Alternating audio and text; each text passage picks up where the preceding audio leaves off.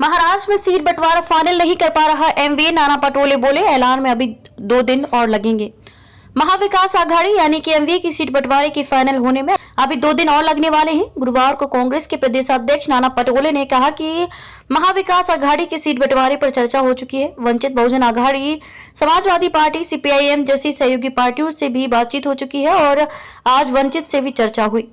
Congress party के उम्मीदवार भी लगभग तय हो गए हैं। सभी सहयोगी दलों से चर्चा के बाद कुछ सीटों की अदला बदली हो सकती है और इस पर 2 दिन के भीतर फैसला ले लिया जाएगा।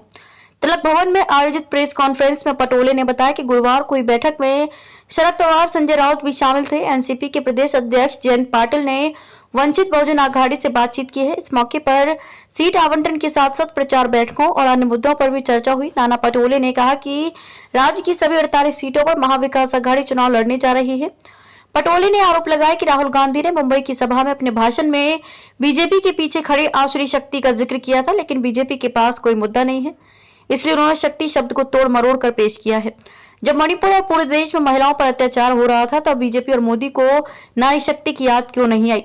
पटोले ने कहा कि गुजरात में एक ही चरण में मतदान हो रहा है, लेकिन महाराष्ट्र में 5 चरणों में मतदान कराया जा रहा है। इसकी वजह यह है कि एमवी की ताकत से बीजेपी डरी हुई है। सांगली लोकसभा सीट पर खींचतान जारी। महाराष्ट्र की सांगली लोकसभा सीट को लेकर शिवसेना, यूपीटी और कांग्रेस के बीच रस्साकसी उस समय खुलकर सामने आ गई जब देश की सबसे पुरानी पार्टी के विधायक विक्रम सिंह सावंत ने घोषणा कर दी कि वे उद्धव ठाकरे के नेतृत्व वाले दल की रैली का बहिष्कार करेंगे। शिवसेना यूपीटी अध्यक्ष उद्धव ठाकरे ने बृहस्पतिवार को सांगली में एक जनसभा का आयोजन किया है और उन्होंने कांग्रेस सहित महाविकास आघाड़ी एमवीए के सहयोगियों को इसमें हिस्सा लेने के लिए आमंत्रित किया है।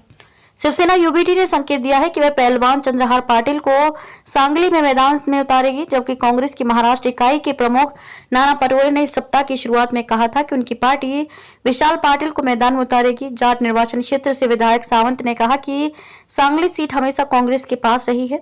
हमारी राय है कि ये सीट कांग्रेस को मिलनी चाहिए और हमने इसे अपने वरिष्ठों को बता दिया है। क्योंकि शिवसेना यूबीटी ने एक तरफा अपना उम्मीदवार घोषित कर दिया है, इसलिए हम इस रैली में शामिल नहीं होंगे।